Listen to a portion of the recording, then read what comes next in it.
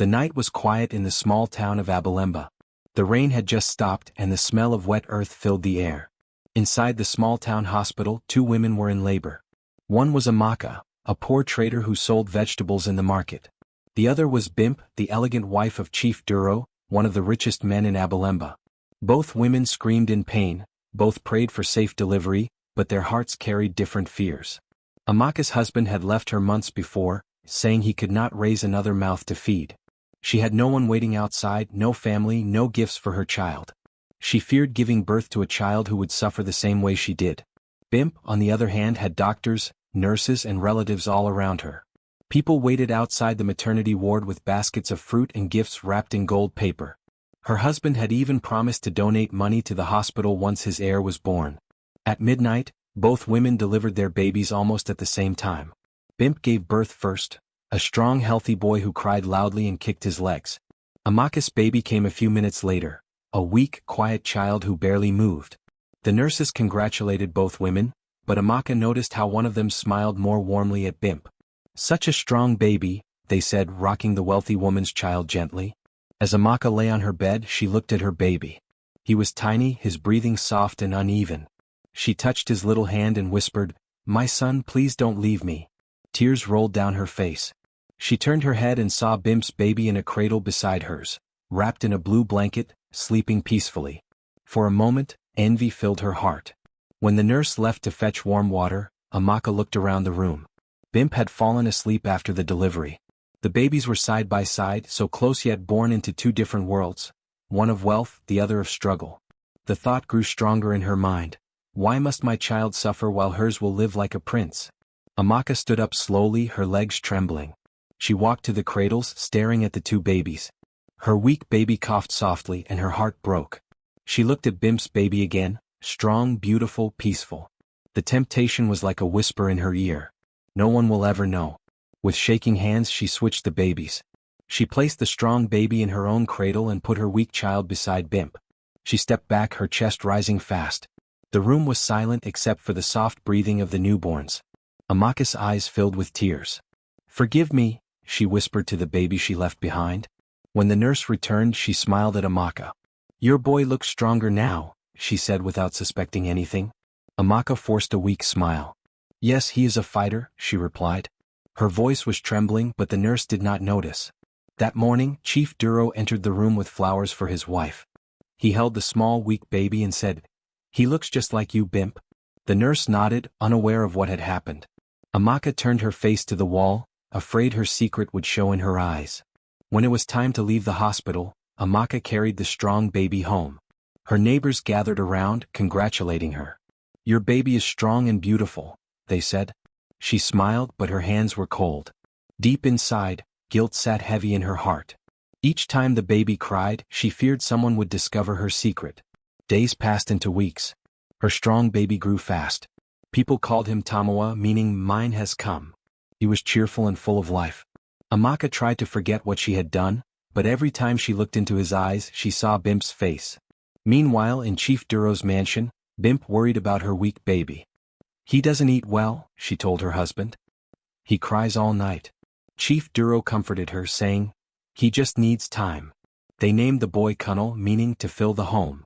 Despite his frail body, the boy had the gentlest smile. Years later, people in the town often compared the two boys. "Have you noticed how Tamawa, the poor trader's son, looks like Chief Duro?" they would whisper. "And how Kunnel doesn't look like his father at all?" The gossip spread slowly, but no one dared say it aloud. Amaka tried to live normally, but she could not sleep at night. Sometimes she dreamed of a hospital room where two babies cried at once. In the dream, she tried to reach for both, but one always slipped away from her hands. She would wake up sweating, whispering, "What have I done?" Every time she went to the market and saw Bimp passing by in her fine clothes, she felt her stomach twist. The guilt followed her like a shadow. Still, she convinced herself she had done it for love. Love for her child, love for a better life.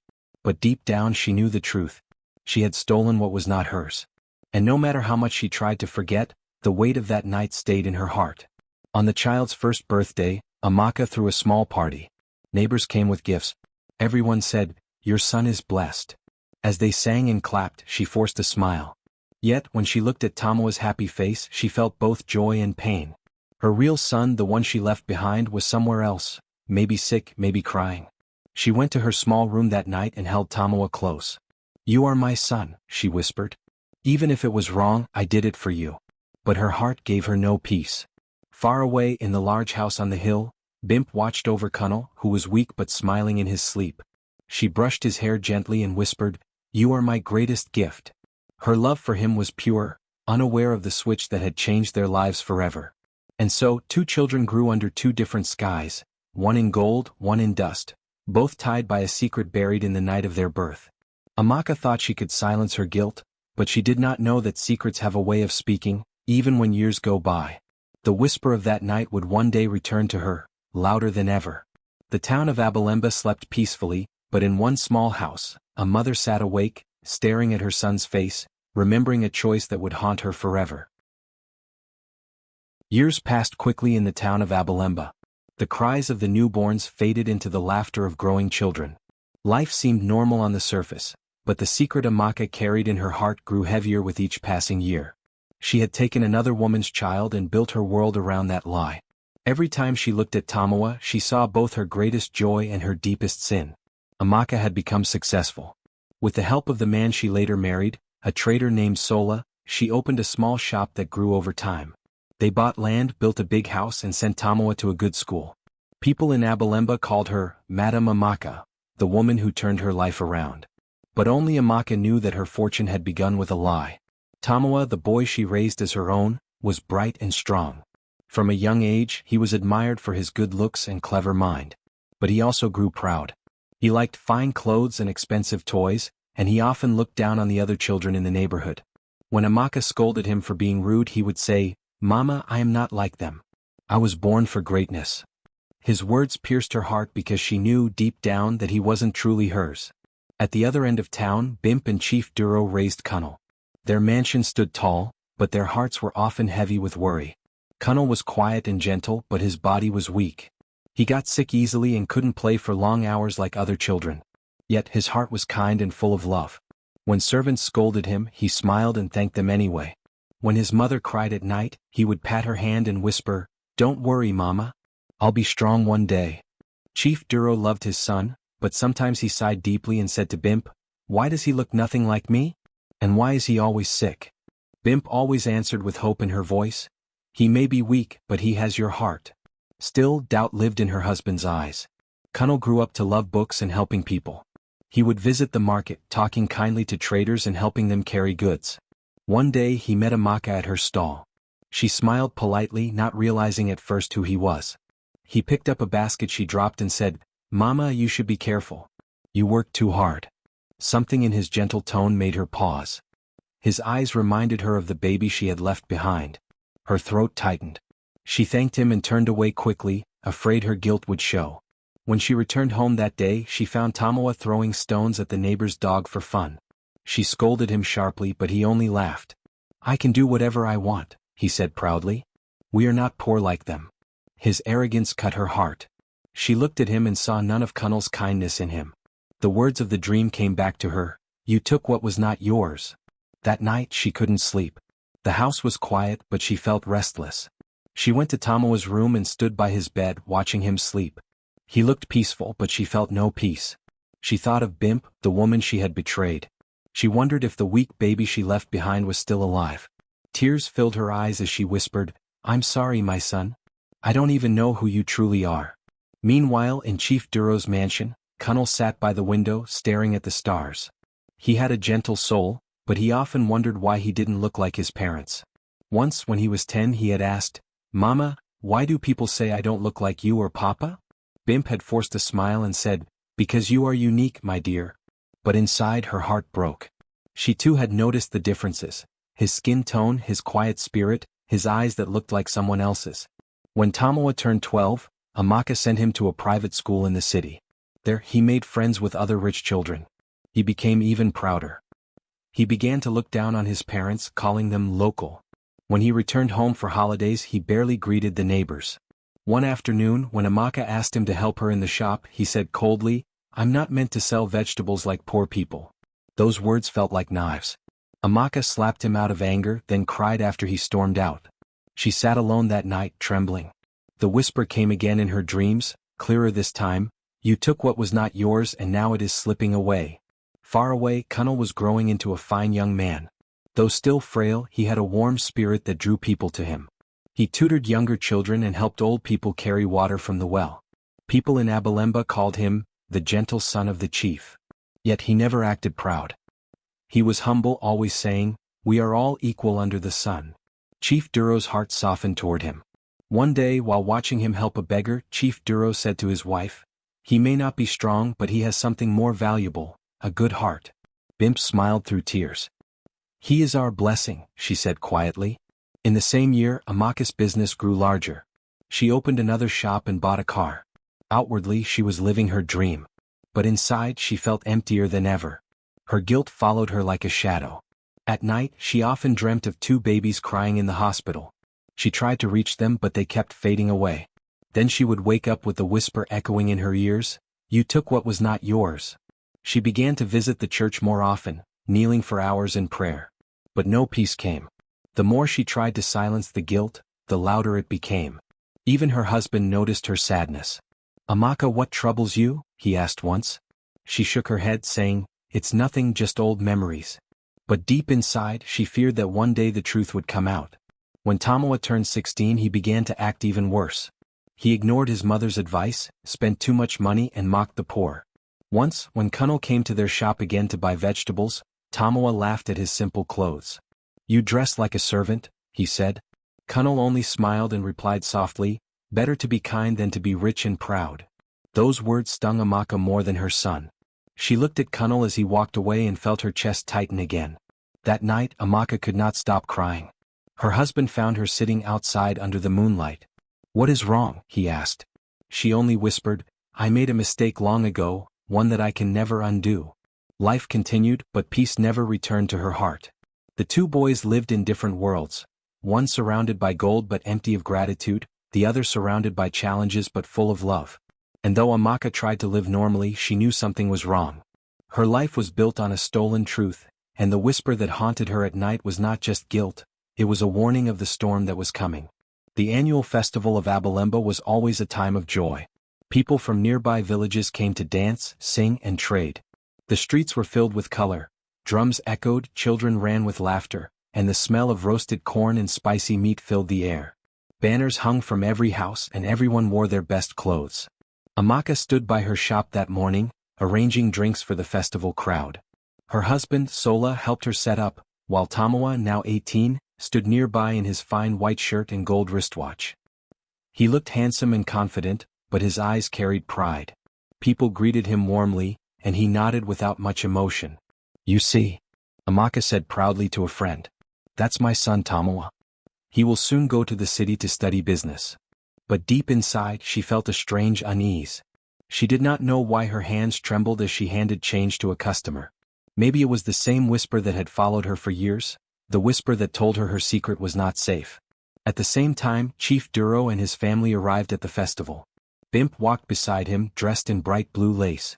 Cunnel followed them quietly, carrying a basket of gifts for the elders. He was calm, humble, and always smiling. Though he was now 17, he still looked gentle and soft-spoken, with kind eyes that made people trust him. "Come, my son," Chief Duro said proudly. "Greet the people." Cunnel bowed politely to everyone and people praised him for his manners. "What a good boy," they said. "Chief Duro is lucky." The drums grew louder as dancers filled the square. The air was full of joy and color. Then, as the parade began, Tamawa and Cunnel ended up standing across from each other near the main stage. It was like time stopped for a moment. Their eyes met. They both froze. It was as if they were looking into a mirror. The same height, the same face, even the same sharp jawline. Only their expressions were different. Tamawa's eyes were proud and bold, while Cunnel's were calm and gentle. The crowd around them began to whisper. "Look at those 2 boys. They look exactly alike." Chief Duro turned his head sharply. He saw the resemblance and felt something shift inside him. His heart began to race. "Bimp," he whispered to his wife. "Look at that boy beside the trader's stall." Bimp turned and gasped. "He looks like Cunnel," she whispered. Her hands trembled slightly. For a moment she could not breathe. Amaka, who was selling near the same spot, looked up, and her world stopped. She saw Cunnel for the first time clearly in years. His gentle face, his calm eyes, they reminded her of the weak baby she had left behind that night long ago. Her chest tightened, and the bag of groundnuts she was holding slipped from her hand. The crowd's whispers grew louder. Are they brothers? They looked too alike to be strangers. Some even laughed, thinking it was funny. But Amaka's knees felt weak. Her heart pounded in her chest. She stepped backward, her eyes filling with fear. Chief Duro could not take his eyes off Tamawa. He studied the boy's features carefully, the shape of his nose, the color of his eyes, the confident way he stood. That boy, he looks more like me than Cunnel does, he said slowly. Bimp's eyes widened. Don't say that, she whispered quickly. But she too had noticed. The resemblance was too strong to ignore. Tamawa looked confused. He noticed everyone staring at him and at the quiet boy across from him. Why is everyone looking at me? He asked loudly. Then his eyes met Amaka's and she looked away, her face pale. Cunnel, sensing the tension, walked closer. Good afternoon, Ma, he said kindly to Amaka, not knowing who she was. Your stall looks very nice. His polite smile made her heart ache. She wanted to say something, to tell him who he truly was, but her tongue felt heavy. Thank you, she whispered faintly, her voice shaking. Then Tamawa laughed suddenly. Mama, he looks like me, he said proudly. Maybe we're long-lost brothers. The crowd laughed lightly, but Amaka felt no amusement. Her hands trembled as she picked up the fallen groundnuts. Chief Duro approached the stall slowly, his eyes fixed on Tamawa. Young man, he said with a calm but curious tone, what is your name? Tamawa, he replied confidently. Tamawa Sola. The chief's eyebrows lifted. And your mother? He asked. Amaka's heart almost stopped. She stepped forward quickly. He's my son, Chief, she said, forcing a smile. Just a humble trader's boy. Chief Duro nodded slowly, but his eyes stayed on Tamawa. There was something too familiar in the boy's face. Even his mannerisms reminded him of himself as a young man. As the drums played again, Amaka's mind began to spin. She looked at Cunnel and saw the gentleness of Bimp in him. She looked at Tamawa and saw Chief Duro's proud eyes. The truth was standing right in front of her, living, breathing, undeniable. The secret she had buried for 18 years had risen again, right in the middle of the crowd. Bimp walked closer to Cunnel, holding his hand protectively. But her eyes kept darting toward Tamawa. For a moment she felt something strange, a mother's pull, a quiet whisper in her heart. She did not understand it, but it made her uneasy. The festival continued, but the air felt different. The drums no longer sounded like music to Amaka. They sounded like the beating of her own guilty heart. She excused herself and stepped behind her stall, breathing heavily. Oh God, she whispered. It's happening. The truth will come out. Tamawa didn't notice her fear. He was still laughing with some friends, boasting about how everyone said he looked like the chief's son. Cunnel, on the other hand, felt uneasy. He didn't know why, but when he looked at Amaka, he felt something warm, a strange connection he couldn't explain. Later that evening, when the festival ended, Chief Duro couldn't stop thinking about the resemblance. I want to know more about that boy, he told Bimp. There's something about him that feels familiar. Amaka, meanwhile, couldn't eat or sleep that night. She sat in the dark, her hands shaking. Her husband asked, "What's wrong?" But she only said, "I saw something today that I wish I hadn't." She knew that no matter how much she tried to run from the past, the truth was now too close. That night she dreamed again, the same dream she'd had for years. 2 babies crying in a small room. She tried to reach them, but this time one of them turned toward her and said, "Mama, why did you leave me?" She woke up with tears streaming down her face. The festival had brought joy to the town, but for Amaka, it had opened an old wound. The secret she had carried like a stone in her heart had finally begun to crack. The truth was coming, and she could no longer stop it. A few weeks after the town festival, life in Abalemba began to settle again. But for some people nothing felt the same. Chief Duro couldn't stop thinking about the boy named Tamawa, the trader's son who looked exactly like him. Even Bimp had noticed the strange resemblance. Sometimes she caught herself thinking about the boy's sharp eyes and confident smile. It felt wrong, but something in her heart whispered that there was more to the story. Meanwhile, Amaka lived in fear. Every night, she dreamed of her secret coming out. She prayed, fasted, and begged God to forgive her, but her heart remained heavy. Tamawa had grown into a man of pride and arrogance. He had everything she wanted for him, wealth, confidence, success, but there was no kindness in him. The child she had stolen had grown into something she didn't fully recognize. Then one morning, everything changed. Tamawa had been preparing to leave for the city for university when he suddenly collapsed in the living room. Amaka screamed for help as her husband rushed to his side. His body was hot and he was breathing heavily. They took him to the hospital immediately. At the same time, Chief Duro and his wife Bimp were also at the same hospital. Kunal, their son, had come for his regular checkup because of his weak health. Fate had brought both families together once again. The doctors took Tamawa into the emergency ward. After some tests they said he needed blood. His blood type was rare and they needed a donor immediately. Amaka stepped forward. "Take my blood," she said quickly. But when they checked, the nurse frowned. "Madam," she said softly, "you're not a match." Amaka blinked in confusion. "That can't be," she said. "He's my son." The nurse shook her head. "I'm sorry, Ma. Your blood doesn't match his at all." Amaka's hands began to shake. She turned to her husband, her lips trembling. "Maybe it's a mistake," she whispered. "They should check again." But deep inside she knew. The truth she had buried was starting to rise. Chief Duro, who had overheard the conversation, stepped closer. "What blood type did you say the boy has?" he asked the doctor. When the doctor told him, Chief Duro's face changed. "That's the same as mine," he said slowly. The doctor suggested checking Kunal too, just to be sure, since he was already there for his checkup. When the results came out, the hospital grew quiet. Kunal and Amaka's blood matched. Tamawa and Chief Duro's matched. The truth that had been buried for 18 long years was finally exposed by science, by blood itself. Amaka stood frozen as everyone stared at her. Her lips trembled. "No," she whispered. "No, this can't be." But she knew it was true. Her knees gave way and she fell to the floor, crying loudly. "Forgive me," she screamed. "Please forgive me." Bimp rushed forward, confused and frightened. "What are you saying, Amaka?" Amaka raised her face, tears streaming down her cheeks. "I switched them," she cried. "I switched our babies that night. I was afraid my weak child would die poor. I took your son and left mine behind. I thought no one would ever know." The hospital waiting area fell silent. Even the nurses stopped moving. Everyone stared at her in disbelief. Chief Duro's eyes widened, his face cold with shock. Bimp covered her mouth with both hands as tears filled her eyes. You took my son?" Bimp whispered. Her voice was trembling. Amaka nodded weakly, unable to meet her eyes. "I was desperate.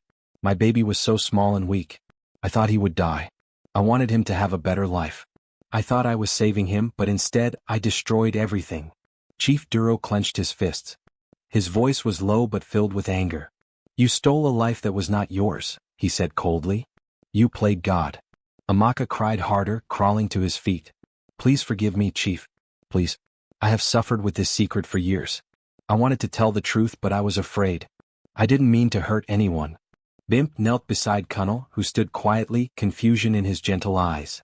"Mama," he said softly, "does this mean she is my mother?" Bimp could not answer. She reached out and touched his face, then looked at Tamawa lying on the hospital bed, still unconscious. Tears rolled down her cheeks. "Oh God," she whispered. "What kind of pain is this?" Chief Duro turned away, his chest rising with anger and sorrow. 18 years, he said slowly. "For 18 years I raised another man's child, while my own blood lived in struggle." The words cut deep into Amaka's heart. She covered her face with her hands, sobbing uncontrollably. "I was wrong," she cried. "I was selfish. I only thought about myself. Please, Chief, please, Bimp, forgive me." But forgiveness did not come easily. The truth spread quickly through the town. By evening, everyone in Abalemba knew what had happened. People gathered outside the hospital, whispering and shaking their heads. "Amaka switched the babies," they said. "She took the chief's son and raised him as her own." When Tamawa finally woke up, he was weak and confused. He saw his mother sitting in a corner, her eyes red from crying. "Mama, what's wrong?" he asked. Amaka could not speak. Chief Duro stepped forward instead. His voice was calm but firm. "Son," he said, "you were not born into that house. You are my blood." Tamawa blinked in disbelief. "What do you mean?" Bimp spoke gently. "You were switched at birth. The woman you call Mama raised you with love, but you were meant to be ours." Tamawa turned to Amaka, his eyes wide. "Is this true?" She nodded, tears streaming down her face. "I am sorry, my son. I took you when you were a baby. I thought I was saving you." He stared at her for a long moment, then turned away. "You lied to me my whole life," he said quietly. His voice cracked and then he began to cry. Kunal, who had been standing silently, walked toward Amaka. She may have done wrong, he said softly, but she loved me too. Maybe not in the right way but from fear. His gentle words brought more tears to Bimp's eyes. Chief Duro, however, was not moved. Love built on lies is not love, he said coldly. You stole from us, Amaka. You stole from your own child too. You gave him another's place and denied him his truth. Amaka bowed her head. I know, she said. And I will live with this pain until my last breath. The hospital room was filled with quiet sobs. No one knew what to say next. The truth had broken all of them in different ways. When the sun rose the next morning, Amaka walked out of the hospital alone. The townspeople watched her as she passed, whispering. She did not look up. Her face was pale, her eyes swollen from tears. For the first time in many years she felt the full weight of what she had done. She had tried to change destiny, but in the end, destiny had caught up with her. The secret she thought would die with her had lived long enough to destroy her peace. And though Chief Duro and Bimp finally took Tamawa home, and Kunal began to visit Amaka with quiet kindness, nothing could erase the pain of that truth. The past had finally spoken, and no one in Abalemba would ever forget the day it did. Months passed after the truth came out in Abalemba. The story of the two switched babies had spread through every corner of the town. People whispered about it in the market, in the church, and even under the big mango tree where elders met. Some pitied Amaka, others judged her harshly. But all agreed on one thing: she had brought this pain upon herself. Amaka now lived alone in her small house at the edge of the town. The once lively home was quiet. The sound of laughter and the smell of food no longer filled the air. Her neighbors often passed by without greeting her. Some looked at her with pity, others with scorn. Children pointed and whispered, "That's the woman who switched the babies." Each word pierced her like a knife. Every morning she woke before sunrise, swept her small yard, and sat quietly outside with her thoughts. She no longer went to the market. She had stopped selling goods because people avoided her stall. The few coins she had left came from old savings and the kindness of strangers. But what hurt her most wasn't the hunger or the shame, it was the silence of the two boys she had once called her sons. Tamawa, the one she had stolen, no longer came to see her. He lived with Chief Duro and Bimp now. She often heard from others that he was doing well, studying, traveling, and living the life she had once dreamed for him. Yet, despite his success, her heart ached. She knew he carried bitterness inside him. Kunal, the boy she had abandoned at birth, still lived humbly with Bimp. He helped his mother in the garden and worked at the local workshop. Whenever Amaka thought of him, her eyes filled with tears. She had stolen his chance to grow in wealth, yet he had turned out gentle and wise. He has the heart of a king, she would whisper to herself. And I, the fool, never saw it. One rainy morning Amaka sat alone, staring at the muddy path outside her hut. Her body had grown weak. Her hair was gray, and her hands trembled when she lifted a cup. As she sipped her porridge she heard a knock at the door. She froze. No one had knocked on her door in months. "Who is it?" she asked in a low voice. "It's me," came a familiar voice. "Kunal." Amaka's spoon fell from her hand. She rushed to the door and opened it. There stood Kunal, taller and stronger than she remembered. He held a small basket in his hands, filled with food, yam, beans, and a small flask of soup. Rain had soaked his shirt, but he was smiling gently. Amaka's eyes filled with tears. "Kunal," she whispered. "You came?" He nodded and stepped inside. "Yes, Mama. I came to see you." For a long moment neither spoke. The sound of the rain outside filled the silence. Amaka couldn't stop staring at him. He looked so much like Bimp but had the calmness she had once seen in Chief Duro. She felt both shame and wonder. "You shouldn't call me that," she said finally, her voice trembling. "I do not deserve that name." Kunal shook his head softly. "You may not have raised me, Mama, but you gave me life. That is something I can never hate you for." Her lips trembled. "I wronged you, my son. I wronged everyone. I thought I was saving myself from pain, but I only built a house of sorrow." He placed the basket on the table and sat down beside her. "You were scared," he said gently. "You made a mistake, but I see your heart now. You've suffered enough." Amaka covered her face with her hands and began to cry. "No, Kunal. I deserve this pain. I destroyed everything good that was given to me. I stole what wasn't mine. I lied to a child, to a family, to the whole town. I even lied to God." Kunal reached for her hand and held it firmly. "Maybe," he said quietly, "but you can still make peace. Regret is heavy, but forgiveness can make it lighter." She looked at him through her tears. You forgive me? He nodded. I forgive you, Mama. The words broke her completely. She wept like a child, holding his hands tightly. Thank you, she whispered. Thank you, my son. Outside the rain slowed. A gentle wind blew through the window, carrying the smell of wet earth. For the first time in many months, Amaka felt something like peace settle inside her chest. Kunnal stayed with her that morning. He cleaned her house, fixed the broken stool and cooked food for her.